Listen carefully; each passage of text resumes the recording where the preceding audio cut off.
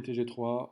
Bon, alors, on va poursuivre le cours, hein, puisque de toute façon, il fait moche, il pleut, donc il n'y a pas grand-chose d'autre à faire que de bosser un petit peu, donc, à moins de jouer éventuellement aux jeux vidéo, mais bon, on va essayer d'avancer un tout petit peu. Je vais te faire une séquence assez courte pour finir la première partie, et puis on essaiera de poursuivre un peu plus dans le courant de la semaine. Alors, je vous ai abandonné dimanche soir au cœur des CBD. J'espère que vous vous êtes pas perdu et que vous avez réussi à en ressortir, puisque là, on va compliquer la chose. On va pas rester uniquement dans une ville mondiale, mais on va passer dans les, si ça veut bien, voilà, mégalopoles. Bon, mon effet de suspense, il n'a pas vraiment marché. Alors, les mégalopoles, qu'est-ce que c'est? Il ne faut pas confondre mégapole et mégalopole. Mégapole, c'est vraiment une grande ville plurimillionnaire, hein, une ville qui a plusieurs millions d'habitants. Donc c'est la mégapole, hein, la définition d'une mégapole, c'est une simple concentration de population en fait. Donc ça peut être une ville qui est importante au niveau mondial, hein. New York, c'est une mégapole, mais c'est surtout une métropole, parce que à la métropole, on ajoute des fonctions de commandement. On en a déjà parlé. Une métropole, hein, c'est une ville qui possède un certain nombre de services, et plus ces services sont prestigieux, sont importants, plus la ville a un rayonnement régional, national, international. Une mégapole, c'est une simple concentration de population. Donc on peut trouver des mégapoles en Afrique, hein. Lagos au Nigeria fait une dizaine de millions d'habitants, c'est une mégapole, mais c'est pas une métropole mondiale, puisque voilà, elle n'a pas vraiment d'influence, pas vraiment de services, pas vraiment de sièges sociaux d'organisations internationales, de sièges sociaux de firmes multinationales qui font de Lagos voilà, une plateforme, un incontournable de la mondialisation. Une mégalopole, alors là c'est une aire urbaine, c'est-à-dire que là en fait ce sont des métropoles, hein, ou des mégapoles qui se sont tellement étalées qu'elles se sont rejointes pour former des espaces urbains continus, où on ne distingue même plus le moment où on quitte une ville pour y rentrer dans une autre, hein, tellement tout est entremêlé. Et ça, c'est en fait une aire urbaine qui s'étend sur plusieurs centaines de kilomètres et qui constitue bah, là aussi des lieux de commandement dans la mondialisation.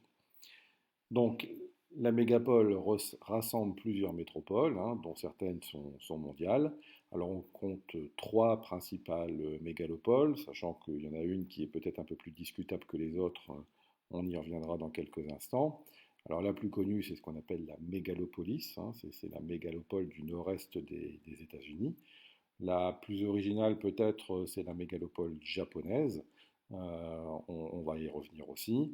Et puis, peut-être celle qui est la plus difficile à définir, c'est la mégalopole européenne, puisqu'elle ne correspond pas tout à fait à la définition que je viens de vous donner de cette aire urbaine continue qui s'étale sur plusieurs centaines de kilomètres. C'est-à-dire que on peut parcourir plusieurs centaines de kilomètres sans avoir l'impression de quitter une ville, ce qui n'est pas tout à fait le cas, on va le voir sur une carte de la mégalopole européenne. Mais bon, l'Europe voulait sa mégalopole, elle en a nommé une ainsi, voilà, elle est plus ou moins acceptée dans le monde, sachant que, encore une fois, vous le verrez, elle ne correspond pas tout à fait aux normes. Donc, ces mégalopoles, ce sont aussi des pôles de la mondialisation, puisque c'est là aussi, bah forcément, puisque on a vu que les pouvoirs, que ce soit politiques, financiers, les sièges sociaux des firmes multinationales se trouvent dans les métropoles mondiales. Bah, comme dans ces mégalopoles, on trouve les métropoles internationales, bah, voilà, on trouve effectivement tous ces symboles de puissance qu'on a déjà pu évoquer dans les parties précédentes. Ce qu'on peut y ajouter peut-être, ce sont effectivement cette notion d'interface maritime, hein, c'est-à-dire que ces pôles généralement, enfin ces mégalopoles sont généralement en partie côtiers, et le long de ces côtes, hein, on a généralement une espèce de ribambelle de ports, hein, qui voilà, joue un rôle d'échange dans le reste du monde, d'interface, hein. la définition d'interface, c'est en fait un espace qui est mitoyen entre deux types d'espaces différents. Entre là, en l'occurrence, ici, entre la terre et la mer, hein. Donc la façade maritime, la façade portuaire, c'est l'interface entre la mer et la terre. C'est un lieu particulièrement dynamique où ben, voilà, les produits qui viennent de l'étranger, qui arrivent par la mer, entrent dans le territoire et inversement, les produits fabriqués sur le territoire passent par cette interface maritime pour partir dans les océans et être dispatchés dans le reste du monde. Donc c'est un lieu véritablement, ces interfaces maritimes sont des lieux d'échange intenses et des espaces moteurs de la mondialisation. Donc voilà pour cette page. Donc il est évident que cet archipel mégapolitain dont on a évoqué l'existence il y a 48 heures, où on trouve donc du coup ces interfaces, bah, voilà, concentre l'essentiel des trafics maritimes, voire aussi aériens du monde, hein, et aussi donc, vous voyez, trust quasiment la totalité des flux financiers, puisque les villes qui possèdent des bourses, qui voilà, font partie du réseau boursier mondial, se trouvent dans ces mégalopoles, qu'elles soient américaines, européennes ou japonaises. Alors, si on s'intéresse un petit peu à la plus importante peut-être, ou la plus connue tout au moins, la mégalopolis, hein, donc la mégalopole du nord-est américain. Cette mégalopole, elle regroupe plus de 55 millions d'habitants, elle rassemble des métropoles globales et mondiales, telles que bien sûr évidemment New York, cœur économique des États-Unis, mais aussi donc Washington, qui est plutôt le cœur politique américain. C'est bien sûr là, encore une fois, je me répète, je m'en excuse, mais j'espère qu'à un moment donné, ben voilà, ça va rentrer dans vos cerveaux à force de le répéter, hein.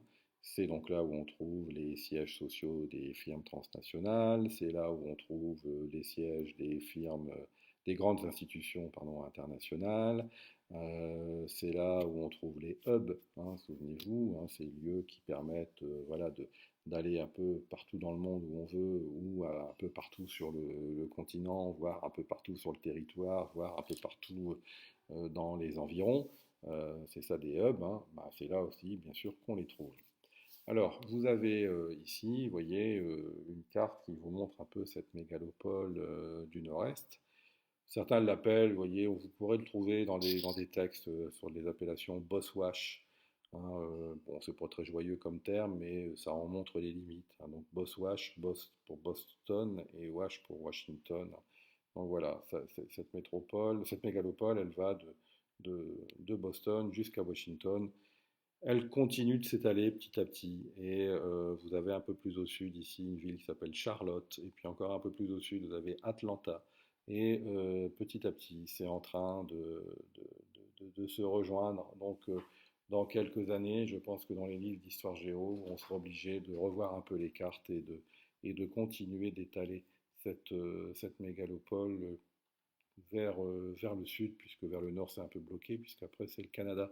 Mais certains n'hésitent pas à dire que voilà, cette mégalopole elle a vocation à devenir internationale, hein, et à franchir les frontières, puisque je vous dis, Montréal est pas beaucoup plus au nord, et ça pourrait éventuellement à terme ensuite englober Toronto et revenir sur les Grands Lacs, hein. Donc on pourrait avoir une gigantesque aire urbaine ici qui continuerait de s'étaler. Donc vous avez ici dans la légende, hein, ce qu'on a déjà dit X fois, vous y trouvez les sièges des grandes organisations internationales, Banque mondiale, Fonds monétaire international, ONU, les bourses, les principaux ports. Voilà, vous y trouvez tout ce qu'on peut espérer trouver dans les fonctions de domination dans le monde. Alors voilà, vous en avez ici une illustration, hein, donc une photo satellite de nuit, hein, où on voit très bien, hein, cette espèce de ligne continue, hein, qui va donc, voilà, il y a Boston un peu plus au nord, enfin ici d'ailleurs, elle est là, hein, et ensuite, enfin non, c'est New York là, et là, Boston un peu plus au nord, et voilà, ça va ici Washington, ici donc, non, Washington est ici, Voilà. Enfin bref, je suis un peu perdu, c'est la nuit. Mais voilà, la mégalopole, elle est représentée ici, et on le voit ici sur une espèce de ligne quasi continue euh, de lumière qui montre voilà, qu'on est dans un lien quasiment urbain constant. Deuxième mégalopole, la mégalopole japonaise. Alors là, c'est même encore plus phénoménal, hein, puisqu'on s'étend ici sur plus de 1000 kilomètres, hein, avec des fois des bandes côtières qui n'excèdent pas 50 km, hein, puisque en fait le Japon est constitué de montagnes, hein. Tout le centre du Japon, c'est de la montagne. Et la montagne, bon, certains vous diraient ça vous gagne, mais bon, la montagne cette année, c'est pas trop ça. Donc, euh, la montagne ici, au Japon, on est dans on va faire un peu de culture générale, dans une religion qui est un petit peu animiste, hein. Alors, il n'y a pas véritablement de religion au Japon, c'est un mélange enfin, aussi de messages un peu religieux, mais aussi de philosophie, hein. Et donc, on est un peu dans un système animiste. Alors, ça peut paraître étonnant dans des pays qui sont aussi modernes, mais le Japon jongle entre tradition et modernité. Mes amis globetrotters le découvriront prochainement, enfin, notamment la semaine prochaine, dans notre périple international, où je vous ferai visiter notamment le Japon. Je ne vais pas tout dévoiler, mais bon, c'est évident que le Japon, on ira y faire un tour. Et donc on est dans des principes un peu animistes. Alors animiste, ça veut dire quoi? Ça veut dire qu'en fait on croit en une certaine forme de réincarnation. Il n'y a pas forcément de paradis ni d'enfer, mais on trouve un peu aussi ça en Inde, hein, de réincarnation dans la nature, des âmes dans la nature. Ce qui fait que dans l'absolu, on peut considérer que l'âme des ancêtres se trouve dans les arbres, se trouve dans l'herbe, se trouve voilà, dans les végétaux notamment. Donc on a un profond respect pour la nature, même si dans ces endroits-là on la dégrade allègrement. Mais les montagnes, mystérieusement, ont gardé une espèce de sanctuaire, hein, sur lesquels on n'y touche pas trop. On sait jamais, hein, couper un arbre, euh, c'est peut-être tuer une deuxième fois l'âme d'un ancêtre. Donc on touche pas trop. Donc imaginez dans l'absolu, si on va jusqu'au bout de- du cheminement intellectuel, tondre sa pelouse, ça peut devenir un véritable génocide, hein. Mais voilà, ça pose peut-être moins de problèmes. Mais la montagne reste un lieu un peu sacré, un peu sanctuarisé, qui est un lieu apaisé dans lequel on retrouve un peu l'esprit des ancêtres. Donc le cœur du Japon est quasiment, enfin il n'est pas peuplé, hein, il est quasiment déserté. Par contre, toute la population se concentre sur les littoraux. Alors vous voyez essentiellement sur le littoral est et sud, hein, du Japon, le littoral ouest commence à être peuplé, mais on est dans des climats ici beaucoup plus hostiles. Il fait beaucoup plus froid, l'hiver est beaucoup plus marqué, l'été est beaucoup plus chaud. Alors ici, on est dans des climats plutôt, on va dire, tropicaux. Mince, ça s'emballe là. Tropicaux, alors il fait chaud et humide, mais bon, c'est quand même voilà, l'endroit, quand je dis l'endroit, je ne fais pas exprès, mais c'est ce qu'on appelle d'ailleurs le Japon de l'endroit, ici. C'est là où se trouve la principale concentration de population, à peu près 80% de la population se trouve là, hein. Forcément la principale du coup concentration d'activité. Et on a de l'autre côté donc le Japon de l'envers, qui pour l'instant est un peu un espace en réserve, qui commence à être peuplé parce que ici c'est plus possible. Mais voilà, on a deux Japons qui sont radicalement différents. Alors on a une bande littorale ici, hein, qui s'étend sur près de 1300 km à peu près, avec donc 80% de la population, et on y trouve à peu près tout.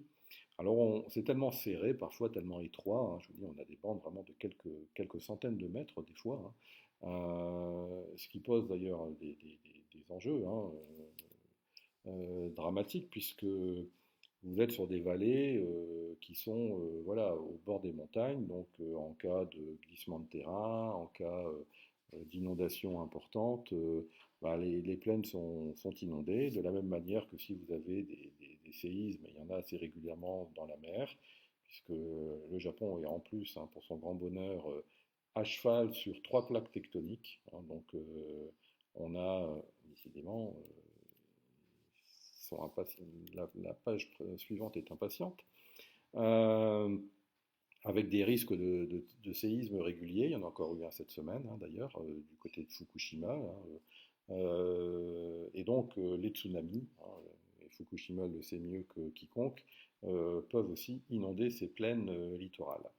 Donc voilà, hein, comme pour les États-Unis, sinon on y trouve un peu de tout. Alors je vous disais, c'est tellement serré, tellement tendu que les Japonais essayent, c'est une particularité de cette mégalopole, de gagner des terres sur la mer. Alors vous connaissez probablement ce principe-là, qui est le modèle hollandais, hein, ce qu'on appelle les polders. Alors je vous laisse tomber les moulins, hein, on va aller directement dans le moderne. Voilà comment les Hollandais ont gagné de l'espace sur la mer, hein. C'est-à-dire que là, vous avez la mer, on a créé des digues, hein, pour bloquer la mer, et puis on a pompé l'eau pour la rejeter dans la mer, et ce qui fait qu'on gagne des terres, mais qui ont le défaut, probablement, et dans un avenir proche nous le dira sûrement, d'être, vous le constatez, en dessous du niveau de la mer. Alors, ce sont généralement des espaces qui sont plutôt réservés à l'agriculture, hein, ce qu'on appelle des prés salés, où on fait de l'élevage. Donc le beurre de micelle, on l'a tout de suite, hein, parce que les vaches mangent de l'herbage qui est déjà salé par un sol qui a été un fond des mers, en fait, hein. Mais avec le risque, notamment avec la montée des eaux et le réchauffement de la planète, hein, que cette mer finalement passe au-dessus des digues et de nouveau inonde ces terres qui sont en dessous du niveau de la mer. Les Hollandais d'ailleurs ont renoncé à certains polders, hein, en faisant exploser certaines digues et voilà, en redonnant l'espace à la mer, puisque l'avenir de certains de ces polders était voué à l'inondation quoi qu'il arrive.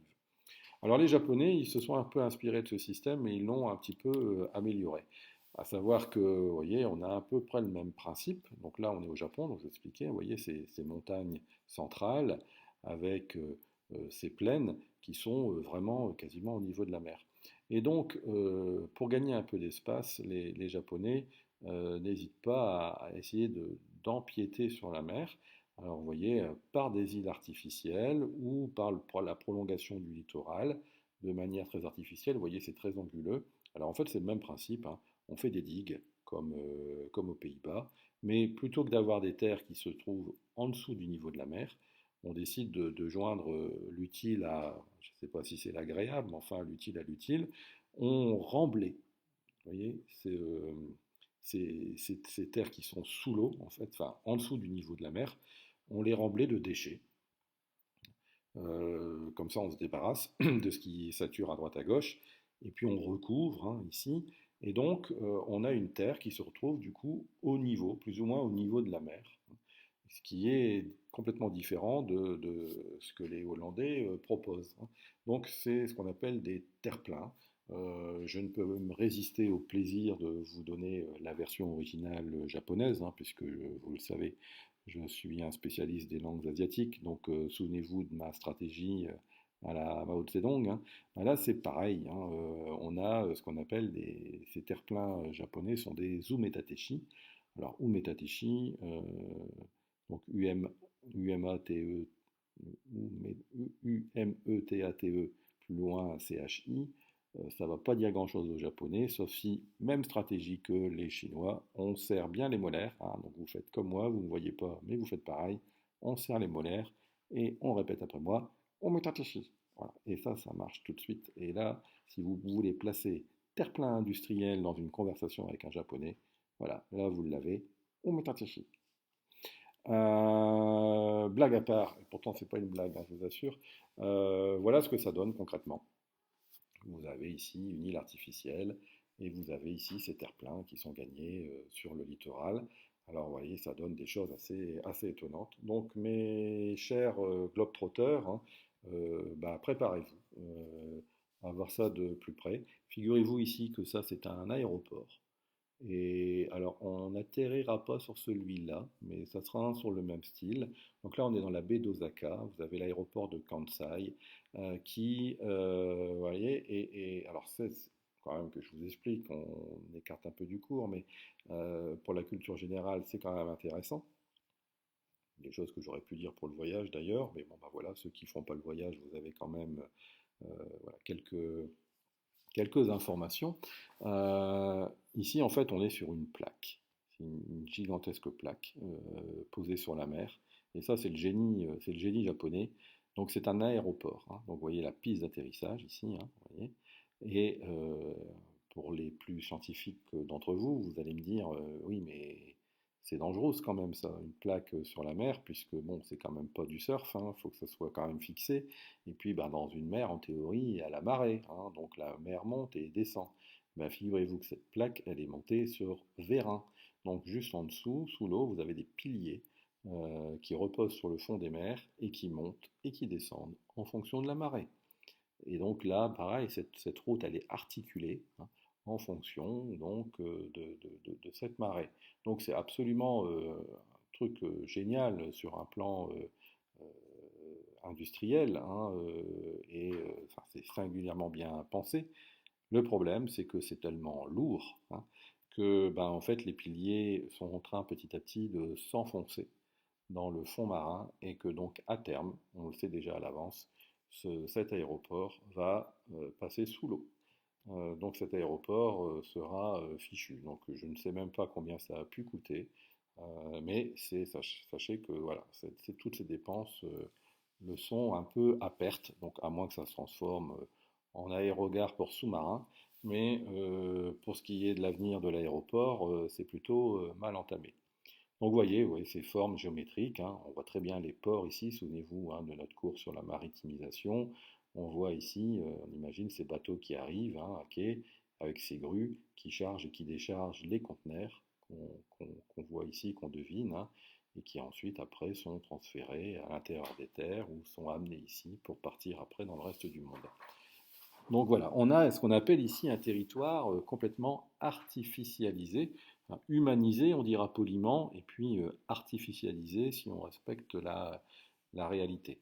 Donc, mais ça donne vraiment des paysages véritablement étonnants, mais vous n'êtes pas au bout de vos surprises, mes chers amis globetrotters, parce que je vais vous montrer bien d'autres choses concernant le Japon. Mais il va falloir patienter un peu la semaine prochaine.